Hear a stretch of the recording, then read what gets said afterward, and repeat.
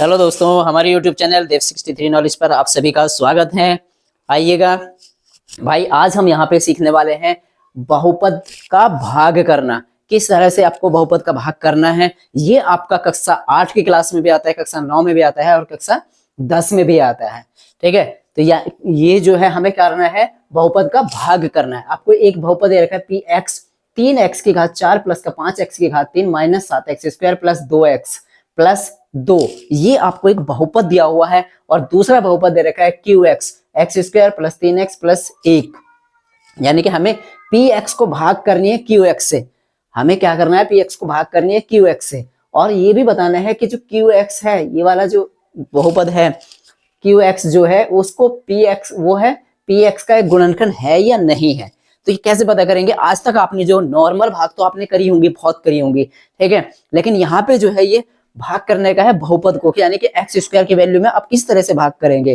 तो बहुत ही आसान तरीके से हम आपको समझाएंगे, एक ही सवाल में आपको कंसेप्ट क्लियर हो जाएगा और बहुत ही अच्छे तरीके से आप इसको भाग वाले सवाल को इस तरह के आप आसानी से कर पाओगे। तो यहाँ पर देखना, अब देखो इन्होंने कहा है कि क्यू एक्स जो है पी एक्स का एक गुणनखंड है या नहीं है।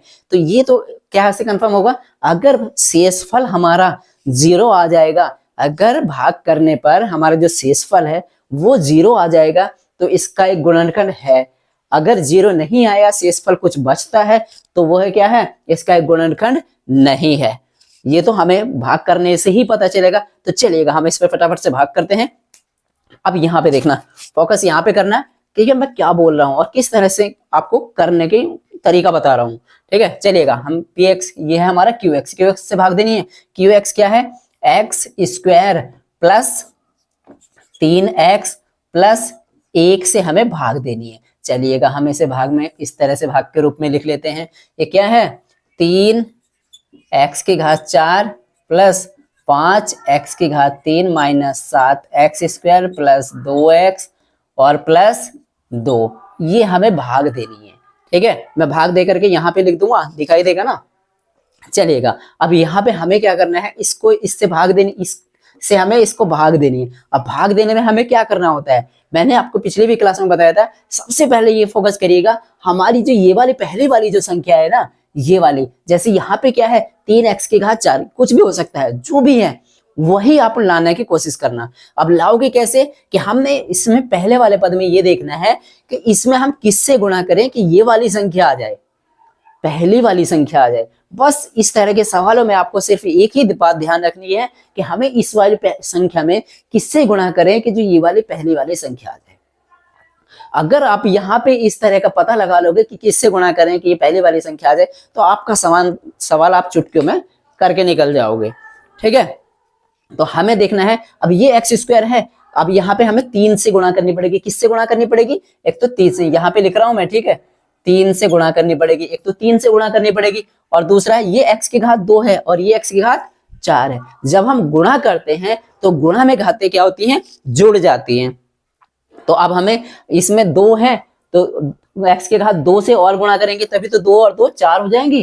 तो हमें किससे गुणा करनी पड़ेगी, 3x की घात 2 से। ठीक है, किससे गुणा करनी पड़ेगी, 3x की घात 2 से गुणा करेंगे। अब 3x की घात 2 से इससे गुणा करी तो यहाँ पे आ गया 3 और x की घात 2 और 2 ये रही, x की घात कितनी होगी, 4 होगी। पहला वाला पता लाना है, बाकी कोई कितना भी आए उससे फर्क नहीं पड़ता, वो आप करते चले जाना। अब हमें 3x स्क्वायर की गुणा इससे करनी है, प्लस का चिन्ह है तो प्लस का लगा दीजिएगा, प्लस का लगा दिया भैया। अब 3 की गुणा 3 से करेंगे, 3 तिया 9। अब x स्क्वायर की गुणा 1x से करेंगे तो कितना आएगा, 2x की घात 2 तो ये रही और 1 ये रही, तो कितनी होगी, x की घात 3 हो गई। ठीक है, अब क्या करना है, ये प्लस की गुणा भी इससे करनी है, अब प्लस का चिन्ह आ जाएगा। अब किसकी गुणा, 3 की गुणा 1 से करेंगे तो 3 एकन 3 और x स्क्वायर है, यहाँ तो x वाला कोई पद नहीं है, तो यहाँ पे हम x स्क्वायर का x स्क्वायर ही लिख देंगे। ठीक है, यहाँ तक समझ में आया। अब करते क्या है, जैसे हम नॉर्मल भाग में करते हैं, करते क्या है, हम इस वाले में संख्या में से नीचे वाली संख्या को घटाते हैं।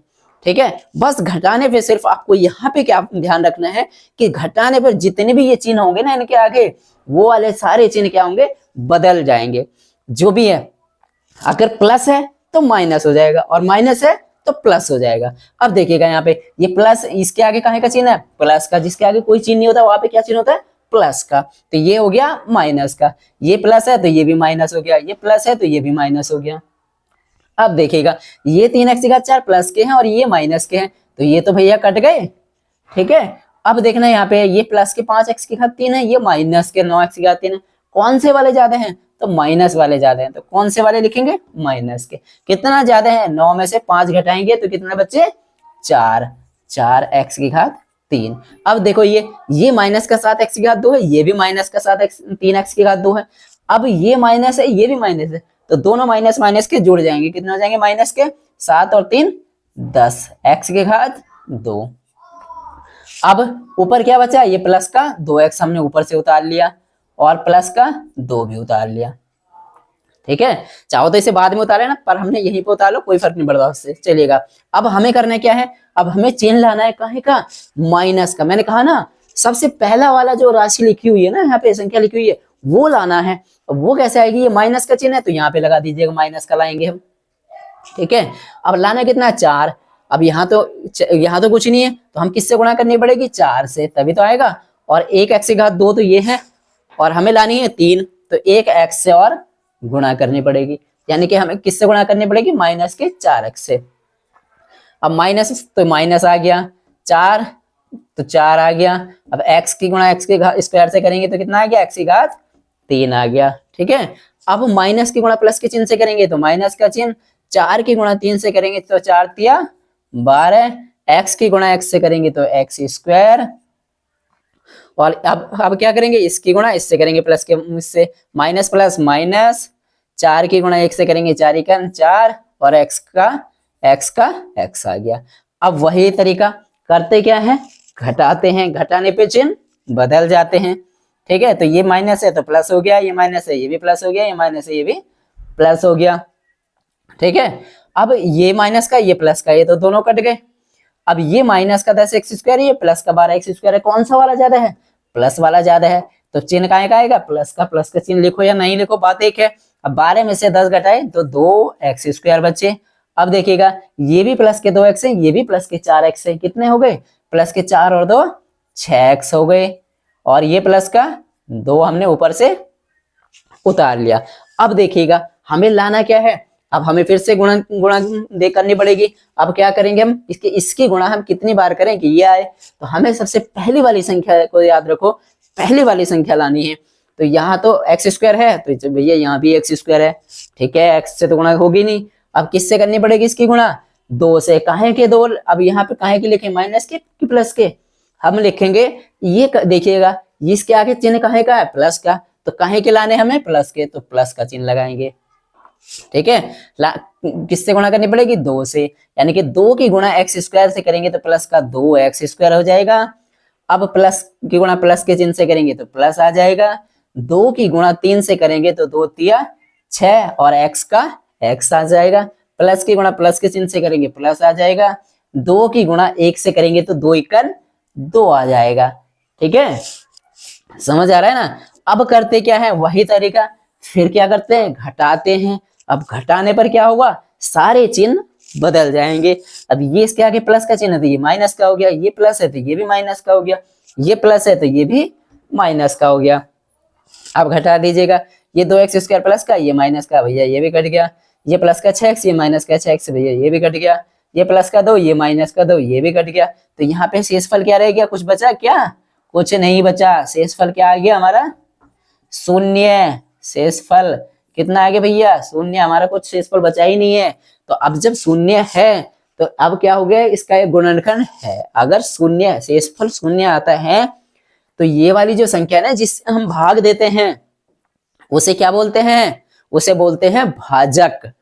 ठीक है, उसे क्या बोलते हैं, भाजक। यानी कि ये जो भाजक वाली संख्या है, ये वाली जिससे हम भाग दे रहे हैं, अगर शेषफल शून्य आता है तो ये इस वाली संख्या का ये जो भाज्य कहलाती है, इसका एक गुणनखंड है। ठीक है, तो हम क्या लिख देंगे, चूंकि शेषफल कितना आया, शेषफल शून्य है, इसलिए क्या है भैया, यह QX जो है PX का एक गुणनखंड है। क्या है, गुणनखंड है।